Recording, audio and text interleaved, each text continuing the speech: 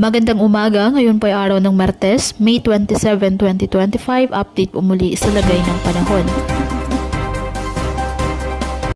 Ayon sa Pag-asa, Intertropical Convergence Zone or ITCZ ang nakakaapekto sa Mindanao at Palawan. Easterlies naman ang nakakaapekto sa nalalabing bahagi ng ating bansa. Wala pong bagyo o low pressure area na minomonitor sa loob at labas ng Philippine Area of Responsibility ayon sa Pag-asa.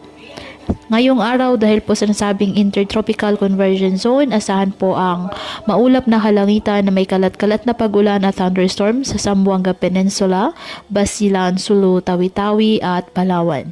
Asahan naman ang maulap na halangitan na may kalat-kalat din po ng mga pag-ulan at thunderstorms sa Batanes na dulot ng frontal system. Apektado naman po ng bahagyang maulap hanggang sa maulap na halangitan with isolated rain showers or thunderstorms ang nalalabing bahagi ng Mindanao na dulot po ng ITCZ.